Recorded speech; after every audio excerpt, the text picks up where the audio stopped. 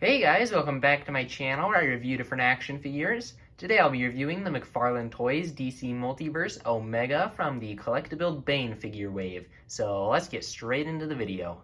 Okay, so first we'll take a look at the box.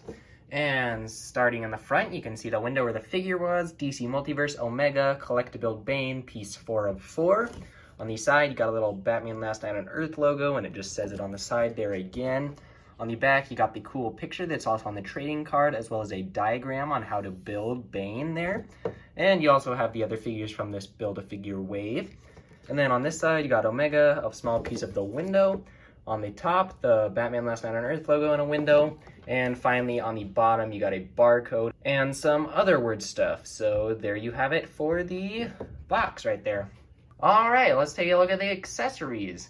And so, first you have the DC Multiverse stand that comes with every figure. It's just in black paint all over. Got a peg to help the figure stand up, as well as a small DC logo on the bottom. Next, you have the trading card, which has that same picture that's on the back of the box. On the back of it, you've got the source, real name, height, weight, and a small bio that if you'd like to read, you can pause the video now. And then you have his main accessories, which are some swappable hands. And so he comes with this one sort of grabby hand, sort of like claw-like. Looks pretty nice there. And then you also have this trigger finger, which he doesn't come with a gun or anything, so it's kind of useless, kind of a weird hand to have. Probably would have preferred just to have two of these sort of claw-like hands.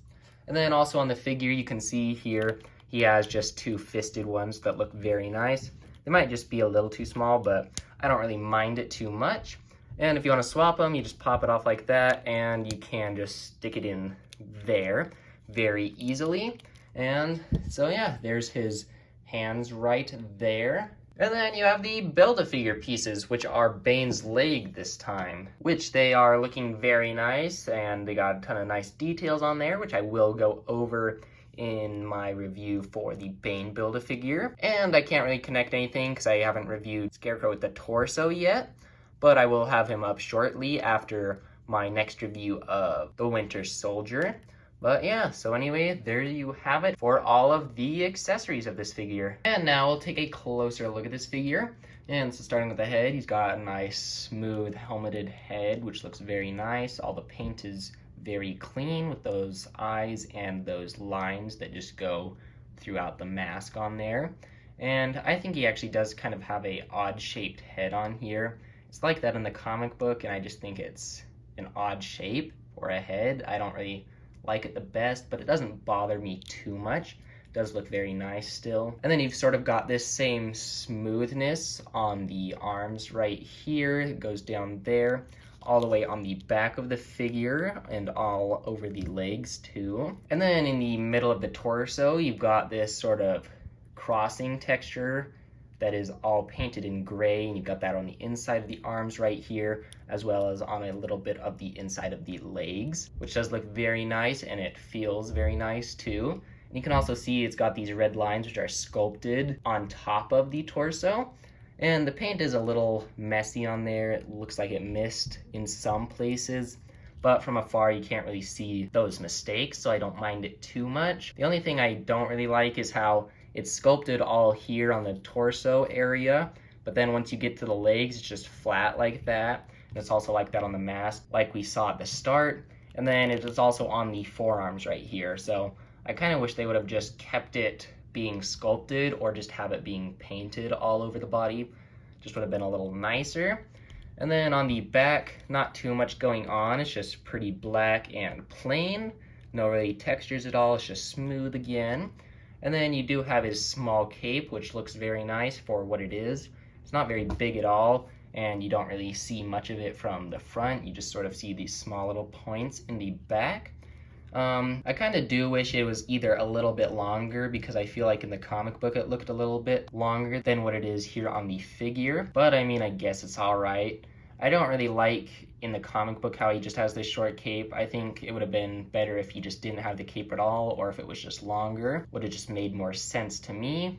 But overall, he is a pretty cool figure, and I am liking the way he looks for the most part. So there you have it for the details of this figure. And now, articulation time. So You've got the head, which goes up very far and down pretty good. You've got side to side, as well as a lot of tilt on here. I do like that. Then you have the arms, which go up that much, can go all the way around, and you do have the butterfly joints, which help it to move a lot more. Then you got the bicep swivels right there, double jointed elbows, the wrist, which twist all the way around and go up and down. And then you also have the torso, which doesn't go forward very much, which is a little disappointing, but it does go back a lot. You can go side to side a little bit and sort of rotate it at the top there. No rotation at the bottom at all. Got the legs, which go forward that much, back that much, out to the side, pretty good. And you do have a little bit of a swivel, but no actual cut on there. And then you've got the double jointed knees. You have the ankles, which go forward and back, as well as with some pivot. And finally, toe articulation.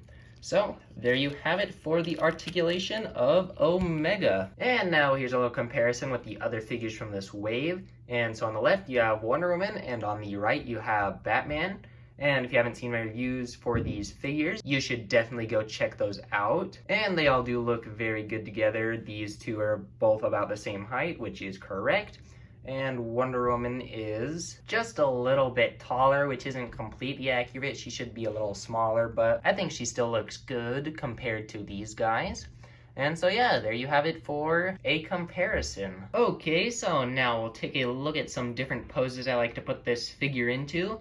And so for this first one, I've just got him in a fighting action pose right there, so I just think that one looks pretty cool. And then for the next pose, I've got Omega in sort of a crouched position where he looks like he's just about to attack someone, or just sort of looking menacing like that. And then lastly, I've got Omega on a flight stand, just sort of jumping down and getting ready to punch someone and beat him up sort of thing. And so yeah, there you have it for some different poses I like to put this figure into. Alright, so overall this is a pretty cool figure. I wouldn't say he's my favorite, but he is still a very neat design.